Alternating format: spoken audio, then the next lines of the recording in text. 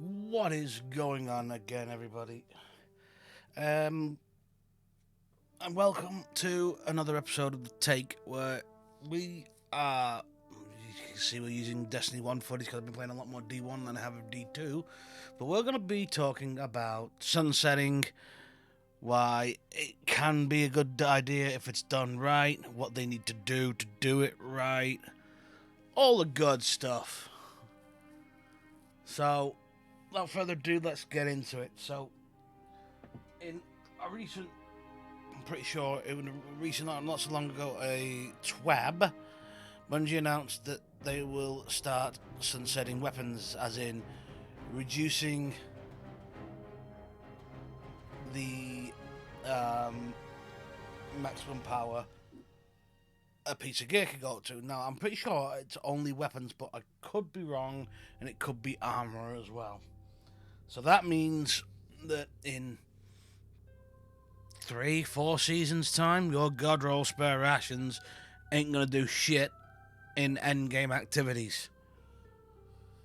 Pardon the use of the termage, but that's the easiest way I could narrow it down and sort of say what I wanted to say. So all this God Roll stuff we've been farming for the last couple of years, and I also realizing that I haven't actually pressed the X button on this video, so bear with that.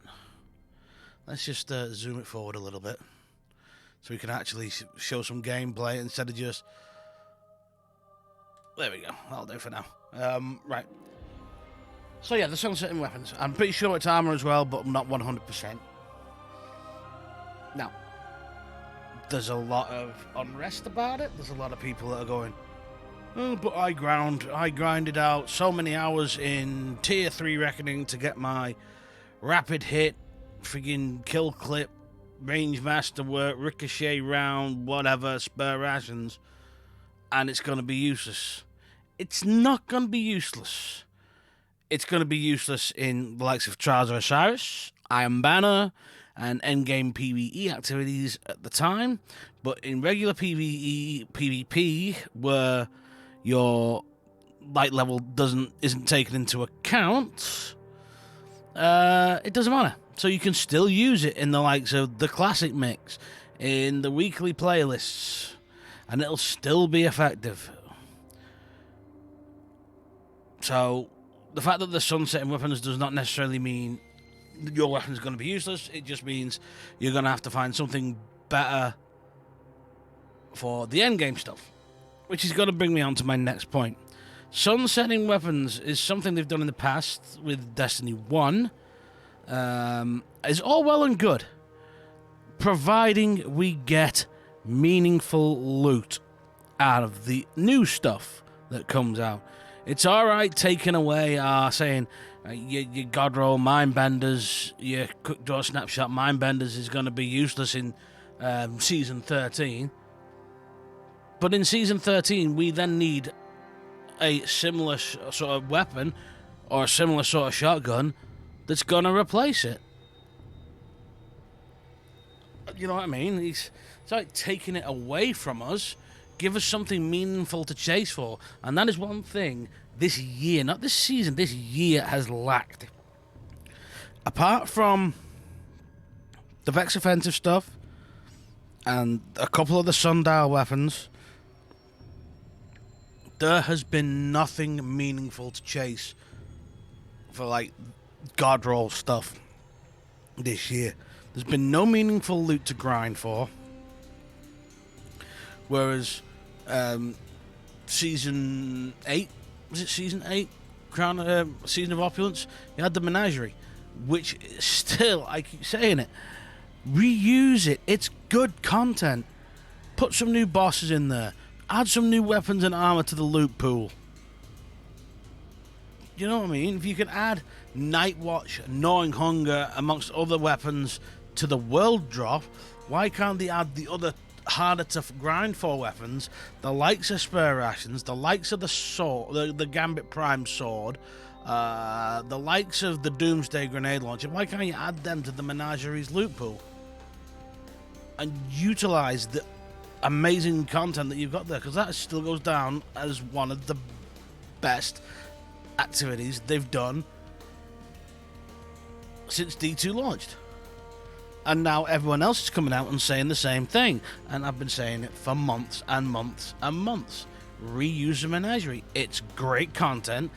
The people gives the people what they want. You can say, right, I want to go for a hand cannon with a range masterwork. You can go for a hand cannon with a range masterwork.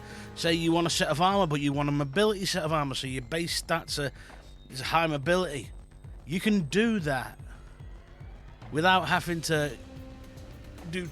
I don't say without too much effort, but you still need to do it. There's no guarantee you're going to get the roll you're looking for on the weapon. So you'll have a range masterwork. You'll have the weapon, but it's what the other perks. It made grinding more fun and more easy.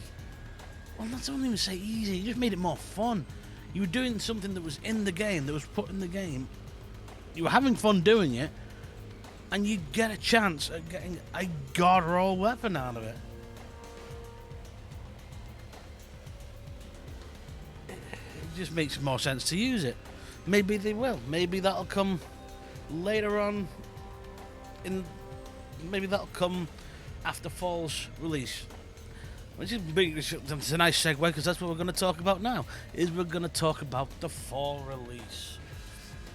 We've covered my opinions on the Sunset Weapons. Sunset Weapons is a great idea, providing they give us meaningful and worthwhile loot to go for. If they don't do that, it's going to be a disaster. And as you all know, in Destiny 1, when they started sunsetting stuff in Destiny 1, they were bringing everything back. They brought pretty much everything back, with the exception of a few weapons and armor pieces, but they brought everything back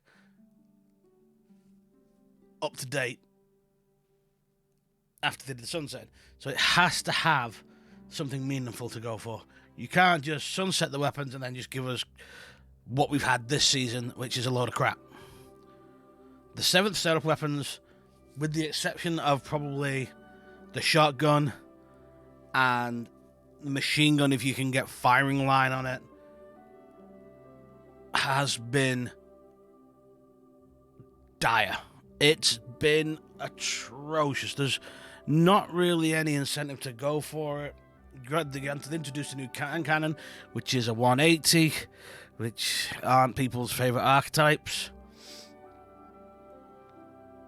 You've got 150s, obviously, mastering it out as sort of the best hand cannon archetype out there. So the loot needs to be meaningful. So, as I did segue on, and we'll come sort of back a little bit, Fall DLC. September, always an exciting time for Destiny players. It has been for me since I started playing the game. Since its inception, they've always banged a good Fall DLC out. Forsaken, absolutely fantastic, amazing DLC.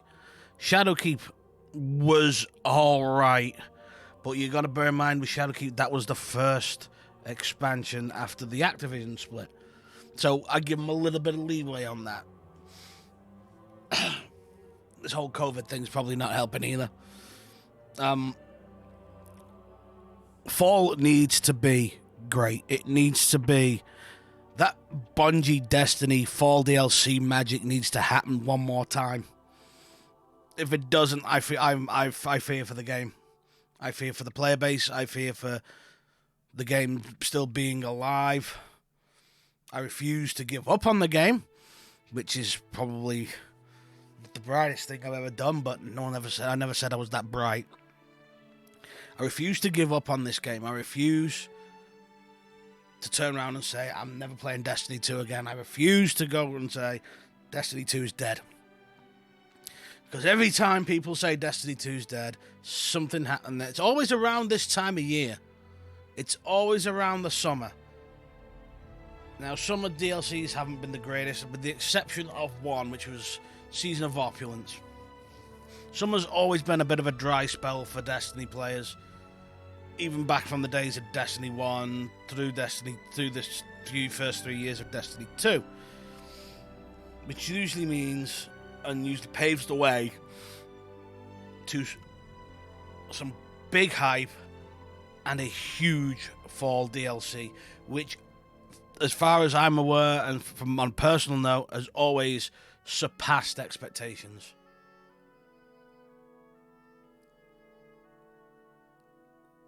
The seasons have been overhyped. So the whole seasonal thing at the minute, I don't think is working. I like the idea of having exclusive weapons that are in the season pass, but what I don't like is, like, what's the point? And then they're going to go into the general world pool the season after, so I can get all of season 8 and 9. Season 9. What are we in? Are we season 10? I've lost track. So I can get the substitutional alloy armor, which was from season of the Undying. Then I can get the righteous stuff from Season of the Dawn, all by just playing the game and praying for God for a loot drop. So I like the idea, but you should not. I don't think having exclusive weapons to the season pass is a good thing. I think, yeah, have exclusive skins, have exclusive emotes, have exclusive shaders, yeah, by all means. XP boosts, the usual jarg, they're absolutely fine. But putting exclusive weapon and actual armor, I don't think is working. So, that's one of the things I feel they need to change in Fall DLC. There's a few other things that I'm not going to actually have time to go into because we are approaching my limit on what I like to do for YouTube videos. So we're going to actually probably call it here, and we're going to do another video probably with some, actually, I think we've got some Destiny 2 content waiting to sort of get voiced over. So we're going to leave it there. We've covered what we want to cover in the way of sunsetting weapons, where it's fine providing we get something to chase after to replace the weapons that we're losing. I have no problem with that, and I don't think anybody else will have a problem with that, providing we have meaningful loot. Brushed over Fall DLC, and what it needs to be good. It needs to be great. This game needs to stay alive. Because I'll be honest with you, I personally, on a personal note, I have struggled to find something else I'm as passionate about and as I enjoy as much. Don't get me wrong, there's other games out there that I do enjoy. Borderlands, The Division, the Resident Evil games, even going back to Destiny 1, I'm enjoying that, but I am a Destiny player at heart, and I struggle a little bit. So I'm hopeful for this game to succeed. I'm hopeful for the Fall DLC, which we will cover a little bit more depth in another video, probably when they've actually released some information about it. But that is most definitely going to do it for this video, guys, and I appreciate every single one of you for watching. If there is another subject you want me to touch on, if you want me to cover anything about Destiny 2, if you want me to do some more Destiny 1 videos, as usual, throw a comment down in the comment section below. I will try and read every single one, and I will try and do any suggestions. But for now, I appreciate you all watching. Thank you so much. Hope you all stay safe, and I will catch you in the next video. Peace.